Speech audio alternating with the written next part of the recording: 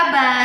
Umi berharap anak Umi semuanya dalam keadaan sehat walafiat dan tetap semangat belajar bersama ayah bunda di rumah. Baiklah anak Umi, di sini Umi akan menyampaikan ringkasan materi pada tema 1, subtema 1, muatan bahasa Indonesia KD 3.1. Materinya adalah tentang teks laporan hasil pengamatan. Tujuan pembelajaran kita adalah yang pertama, anak Umi dapat menjelaskan teks laporan hasil pengamatan. Kemudian yang kedua, anak Umi dapat menentukan ide pokok dari teks laporan hasil pengamatan. Dan yang ketiga, anak Umi dapat menentukan simpulan dari teks laporan hasil pengamatan. Mari kita bahas yang pertama, yaitu menjelaskan pengertian teks laporan hasil pengamatan. Teks laporan adalah teks yang berisi informasi berdasarkan pengamatan yang sudah dilakukan. Teks laporan bertujuan untuk memberikan informasi kepada orang banyak.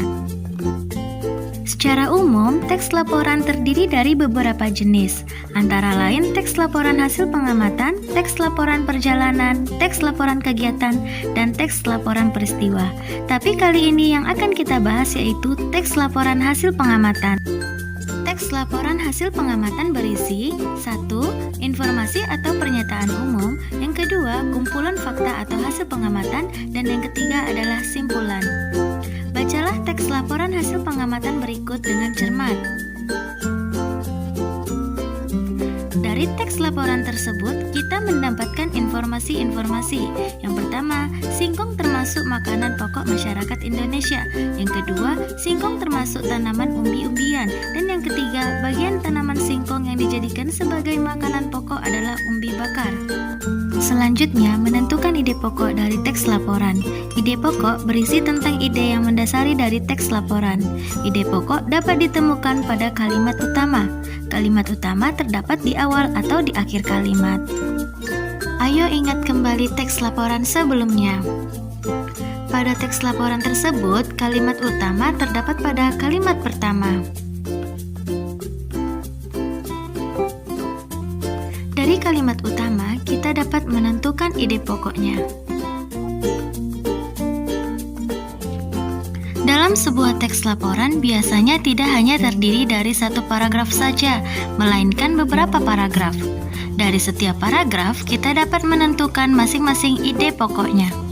Agar lebih mudah memahami teks laporan, kita dapat menyajikannya dalam bentuk diagram. Berikut contoh penyajian ide pokok dalam bentuk diagram. Selanjutnya, menentukan simpulan dari teks laporan. Simpulan adalah ikhtisar akhir dari suatu teks laporan. Simpulan dibuat dengan bahasa yang singkat, padat, dan jelas. Cara membuat simpulan dari teks laporan. Pertama, bacalah keseluruhan isi teks dengan cermat. Kedua, temukan informasi penting yang terdapat dalam teks. Ketiga, hubungkan semua informasi yang kamu peroleh menjadi satu pernyataan akhir. Dan yang keempat, pernyataan akhir tersebut dinamakan simpulan. Ayo, ingat kembali teks sebelumnya. Tentukan simpulannya. Berikut adalah informasi-informasi dari teks. Dari informasi tersebut, kita dapat menyimpulkan sebagai berikut. Oke anak Umi, sampai di sini ringkasan materi pembelajaran kita. Semoga dapat bermanfaat bagi kita semua. Umi berharap anak Umi terus mengulang pembelajaran di rumah dan tetap semangat ya. Umi akhiri, Assalamualaikum warahmatullahi wabarakatuh.